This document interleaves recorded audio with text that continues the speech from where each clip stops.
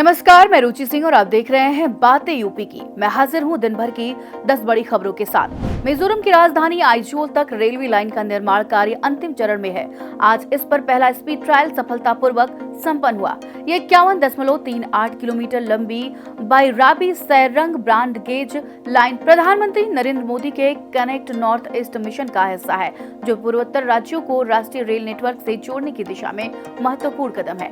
इस परियोजना में 48 सुरंगें और 142 पुल शामिल हैं, जो कठिन पहाड़ी इलाकों में बनाए गए हैं। रेलवे अधिकारियों के अनुसार आवश्यक सुरक्षा जांच और कागजी कार्रवाई के बाद इस मार्ग पर यात्री सेवाएं नवंबर 2025 तक शुरू होने की संभावना है।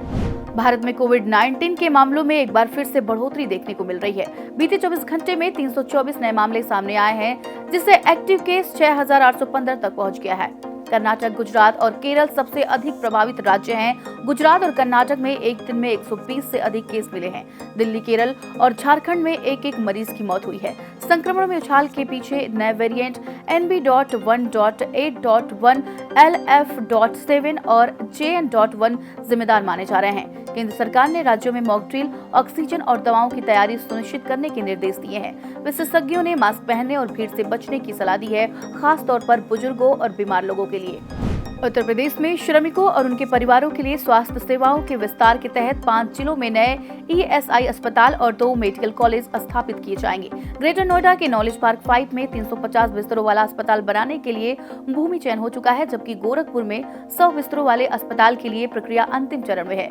इसके अलावा ग्रेटर नोएडा और वाराणसी में ESI निगम मेडिकल कॉलेज स्थापित करेगा, जिससे चिकित्सा शिक्षा को बढ़ावा मिलेगा और श्रमिकों को उच्च स्तरीय स्वास्थ्य सेवाएं उपलब्ध होंगी। इसके अतिरिक्त 12 नए डिस्पेंसरी की स्थापना की प्रक्रिया भी शुरू हो चुकी है। ESI निगम ने वित्तीय वर्ष 2024-25 के लिए 2.37 करोड़ रुपए और 2025-26 के लिए 80.90 लाख रुपए उपकरणों की स्वीकृति भी दी है। उत्तर प्रदेश में कर्मचारी राज्य बीमा निगम के कुल 22 अस्पताल और 24 डिस्पेंसरी हैं। उत्तर प्रदेश में कोरोना संक्रमण के बढ़ते मामलों के मद्देनजर राज्य सरकार ने नई एडवाइजरी जारी की है।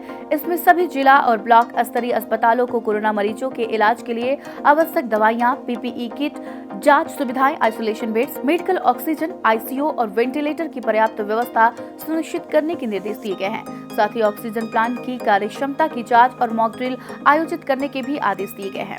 एडवाइजरी में यह भी कहा गया है कि सभी सीवियर एक्यूट रेस्पिरेटरी इन्फेक्शन और इन्फ्लुएंजा लाइक इलनेस के 5% मरीजों की कोविड-19 जांच की जाए। यदि RT-PCR जांच में CT वैल्यू 25 से कम होती है तो जीनोम सीक्वेंसिंग की जाए। सैंपल KGMU के माइक्रोबायोलॉजी विभाग को भेजा जाना चाहिए। इसके अलावा जनपदीय सर्विलांस यूनिट को कोरोना मरीजों की निगरानी करने और जिन जिलों में संक्रमण अधिक है वहां मास्क और सैनिटाइजर की उपयुक्त व्यवस्था लागू करने के निर्देश दिए गए हैं।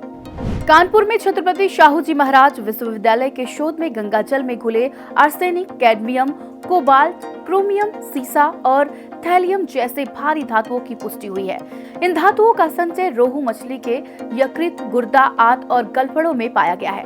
गर्मी और सर्दी दोनों मौसमों में इनकी सांद्रता अधिक रही, विशेषकर यकृत और गुर्दे में। शोधकर्ताओं के अनुसार ये धातुएं खाद्य श्रृंखला के माध्यम से मानव शरीर में प्रवेश कर सकती हैं, जिससे स्वास्थ्य जोखिम बढ़ सकता है। विशेषज्ञों ने जल निगरानी कार्यक्रमों में इन प्रदूषकों को शामिल करने की आवश्यकता जताई है। मुख्यमंत्री योगी आदित्यनाथ ने शुक तीर्थ में संत रविदास को सामाजिक चेतना की प्रतीक बताते हुए कहा कि गुलामी के दौर में उन्होंने अंधकार मिटाने का कार्य किया। सीएम ने पूर्व सरकारों का बाबा साहब को नजरअंदाज करने का आरोप लगाया और बताया कि PM मोदी ने लंदन स्थित छात्रावास को खरीदकर उनकी स्मृति को सहेजा। कानून व्यवस्था पर सख्ती जताते हुए कहा कि अब कैराना कांडला जैसी घटनाएं नहीं होंगी। उन्होंने संत रविदास और ज्ञान भिक्षुक दास की मूर्तियों की स्थापना और समनदास घाट निर्माण की घोषणा भी की। सड़कों के चौड़ीकरण का भी ऐलान किया गया। उत्तर प्रदेश शिक्षा सेवा चयन आयोग ने 18-19 जून 2025 को प्रस्तावित प्रवक्ता PGT परीक्षा को अपरिहार्य कारणों से स्थगित कर दिया है। नई परीक्षा तिथि अगस्त 2025 के अंतिम सप्ताह में घोषित की जाएगी, जिसकी सूचना आयोग की वेबसाइट और समाचार पत्रों के माध्यम से दी जाएगी। एडमिट कार्ड परीक्षा तिथि से कुछ दिन पहले ऑनलाइन जारी किए जाएंगे। उम्मीदवारों को इन्हें आयोग की वेबसाइट से डाउनलोड करना होगा। यह परीक्षा पहले 11 से 12 अप्रैल को और फिर 18 से 19 जून को आयोजित होने वाली, लेकिन अब यह स्थगित कर दी गई है। उत्तर प्रदेश के वरिष्ठ IPS अधिकारी SB शिरडकर को राज्यपाल ने पुलिस महानिदेशक यानी कि DG के पद पर पदोन्नति की मंजूरी दे दी है। वह 1993 बैच के आईपीएस अधिकारी हैं और इससे पहले लखनऊ जोन के अपर पुलिस महानिदेशक यानी कि एडीजी के पद पर कार्यरत थे। इसके अतिरिक्त 22 पीसीएस अधिकारियों को जल्द ही आईपीएस कैडर में प्रमोट किया जाएगा। गृह विभाग ने इस संबंध में प्रस्ताव संघ लोक सेवा आयोग यानी कि यूपीएससी को भेजा है। आयोग द्वारा प्रस्ताव का परीक्षण करने के बाद डिपार्टमेंटल प्रमोशन कमेटी की बैठक आयोजित की जाएगी, जिसमें उपयुक्त पाए गए अधिकारियों के नामों को हरी झंडी दी जाएगी। इन अधिकारियों में 1996, 1997 और 1998 बैच के पीसीएस अधिकारी शामिल हैं। उत्तर प्रदेश शिक्षा सेवा चयन आयोग ने अशासकीय सहायता प्राप्त कॉलेजों में बीएड असिस्टेंट प्रोफेसर भर्ती के नियमों में बदलाव किया है। अब पात्रता में भाषा के स्थान पर मानविकी विषय को भी मान्य किया जाएगा।